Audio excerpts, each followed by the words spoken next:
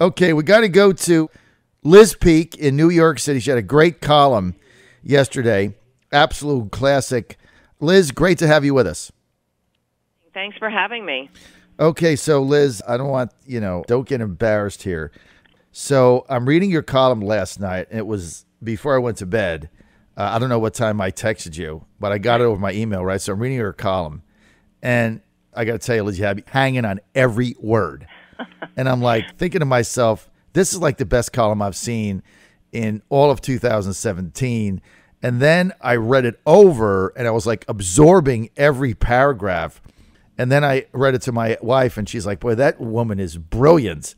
So he got all kinds of accolades in her family last night, and then I went to bed. So thank you. But just for my audience to know, Liz wrote a column yesterday on the influence of some of the, shall we say, New York Democrat Goldman Sachs liberals, Gary Cohn being one of them. And Liz, I don't want to steal your thunder. Can you elaborate to our audience on your column yesterday and what your analysis is? Well, yeah, I think everyone's aware that there are some people in the White House influencing the president who really do not align with the values and priorities of the people who elected Donald Trump. And I'd say Gary Cohn is sort of the poster child for that. He has become a very influential advisor, we are told. He's one of the people, of course, squaring off against Steve Bannon. But he's not alone. We have to look at the Kushners. Jared and Ivanka are clearly people who have sort of moved the president to the left, and I don't mean that in any sort of dogmatic sense, but they have put a sort of softening sort of surround on all of his social postures and policies. But and that's that's kind of well underway, and the New York Times and the New Yorker and so forth are celebrating that. But let's go back to real hard and fast policies like immigration and tax reform and health care. These people's influence, I think, is not positive on this White House. And, it's interesting. It's not just Gary Cohn. It's not just the Kushners. It's Dina Powell. It's Craig Phillips at Treasury. It's a whole bunch of people who have been hired by like-minded people, Steve Mnuchin, others. All of those people have been Democrat donors. Many of them are lifelong Democrats. And, I don't know about you, but that's not what I signed up for. I signed up for a White House intent on doing some of the things that the president is doing, like signing bills to deregulate industries and get rid of some of Obama's more egregious regulations.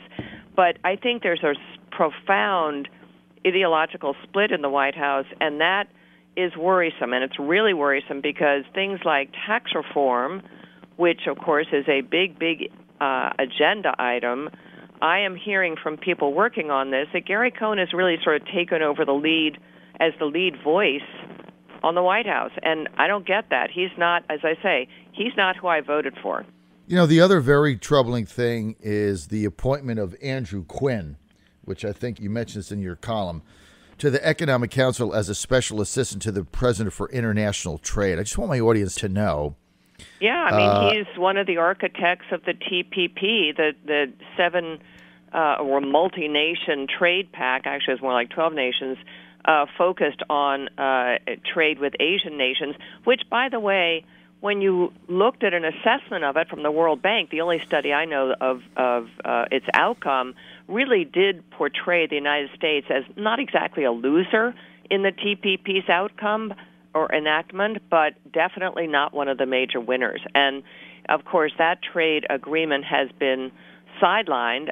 Trump has, on the campaign trail, everybody railed against it, and now it's no longer an item. But why is this guy someone we want to look towards for trade agreements? That, again, is not... And here's the thing, John, this is not happening in a vacuum. Everyone is aware that Donald Trump was not a rigorous ideological conservative. I think conservatives knew that. They didn't want Hillary Clinton, and they were pretty sure that Donald Trump would put a good person on the bench, the Supreme Court bench, and he has followed through on that promise.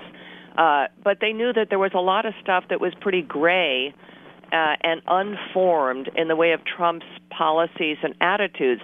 And that's the issue, is that people are weighing in on policies that are sort of in incubation, if you will, in the White House and the West Wing.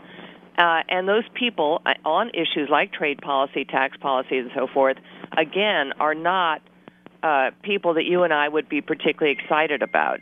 And so I think it is worrisome. And, I think, actually, if you want to consider the Kansas election that was just held for Mike Pompeo's seat, that's a little bit of a straw in the wind, and it had certain special circumstances. And yes, the Georgia race coming up also has special circumstances, but polling and those contests kind of indicate that white male voters are backing away from Trump, and I think this is one of the reasons why. Look, I think you could be prophetic here with this column, and it's one of those columns you do that you print it out and you hang it up on your office with one of those little pin things, or you tape it up, because it's something to be remembered. And, right now we look, I said earlier this week and today, I know Trump a long time because I've fought many battles with him on trade. So I've always said, you look at not what he says, but what he does. Big difference. Just Sure. how he operates. He says a lot of stuff. He talks a lot, but then you look at what he does.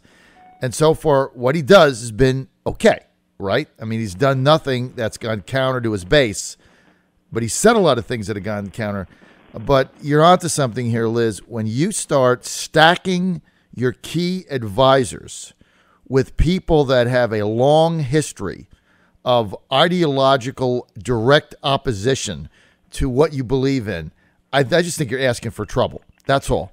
Well, I'm not saying it's going to right. play And out, but I think your followers, your supporters, can rightly challenge it. Remember, John, the expression personnel is policy. I think that's totally right. And by the way, the most encouraging thing that's happened, or one of the very encouraging things that's happened during the last few months, is people like General Mattis and McMaster and other people with whom, in whom a lot of us have a great deal of confidence being put in office.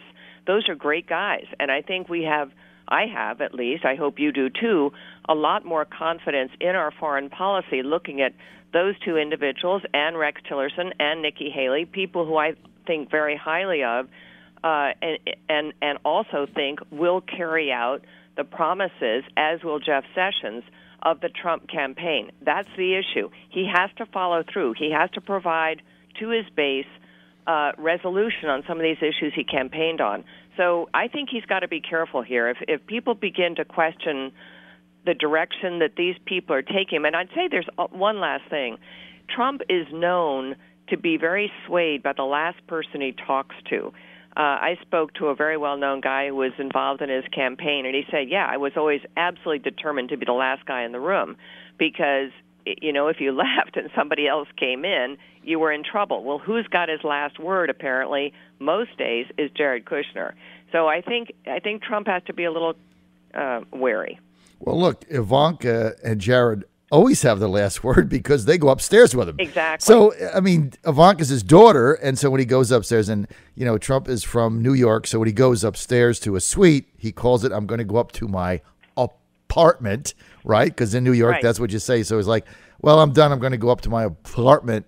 I mean, who goes up there with him? If his wife's in New York with her son, Ivanka goes up, or Jared goes up. There's family. So they're always going to have the final word, right? I mean, there's it's just no question about it. There's no question. But it's something that really have to watch. Liz, there's a lot of dysfunction there. But the thing that bothers me is, and I agree with you, I mean, I'm kind of satisfied now with the foreign policy. I love Jeff Sessions. He's out there executing exactly what he believes in, which happens to be what the president believes in. So we're comfortable there. But when we start to get to domestic economic policy, and you look at the Goldman Sachs, liberals, big government, big bankers, bankster gangsters they put in there, Cohn, Dina Powell, and now this guy, Andrew Quinn, who was like our total arch ideological enemy during the campaign. This is the guy that crafted TPP. Why is this guy in there in trade?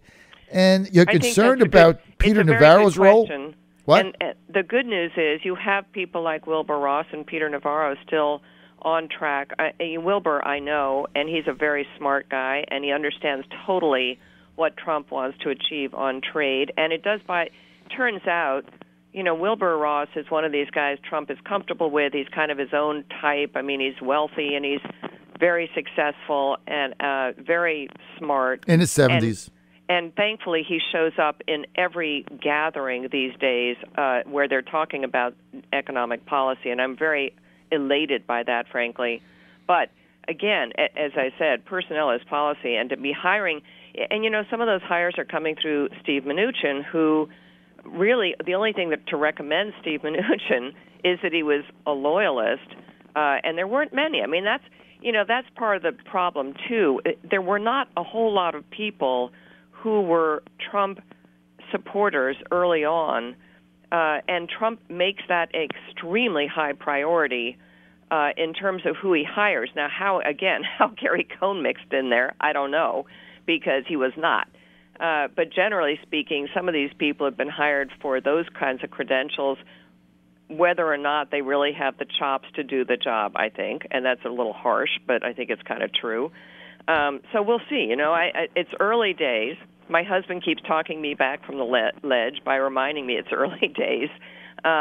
But when Gary Cohn starts talking about something like a carbon tax, which he now says he didn't, but I think he did. Well, he did a few weeks ago. That's why they leaked it out. My head is spinning. That's the thing with the reaction here to be. We are taking down the Clean Power Act and other things that Obama put in place on climate change. Do we really want to go for a carbon tax? What is he talking about? Insane. So he lied. They floated out there. He got his head beat in over it. Yeah. Look, here's the thing, Liz, and we should do more together because let me tell you what the dynamics is. I was a Trump supporter from the first day. I remember. The first day. I predicted he was going to win. I was promoting his campaign starting in January of 15 before he even announced when he hired Corey Lewandowski, and I was convinced he was going to run. All right? You, on the other hand, were for Rubio, but you came around, and so you represented a different wing, but now you're all in. So that's a great dynamic that we have. I tell you what, your column is so prophetic here because here's the deal. Donald Trump's approval rating is about 36%. You can argue with the polls. Maybe it's 38, maybe it's 33. It's about 1/3, right? That's what his approval rating is. Of that 1/3, that represents his base, which is unshakable right now, which is all he has, right? Yes, I totally agree. That's his base, and it's people like me and Liz Peek, and it's unshakable right now. Mm-hmm. But you start... But not forever. Not forever. And if this unravels, this presidency is in deep trouble. They're going to get beat in 2018, and God knows what goes on from there, because we're all he's got right now. And so there's certain things that are very important to the base, which are working men and women in these blue states that got him elected president. And he's got to deliver on the promises he made. And by surrounding himself with big bankster, gangster, New York, Wall Street, Goldman Sachs liberals who don't believe in any of the things that he campaigned on, who are situational leaders that happen to have made billions of dollars, good for them. I think it's a dangerous game of roulette. I totally agree. So, and I want to thank you for your insight. As always, Liz Peek, brilliant column. You got to read it. We can't even do justice to it on the air. Go to foxnews.com, the Fiscal Times. Read it on lizpeek.com. Follow Liz Peek at Liz Peek on Twitter. Liz, thanks for being with us. Thank you very much for having me. Have a great day.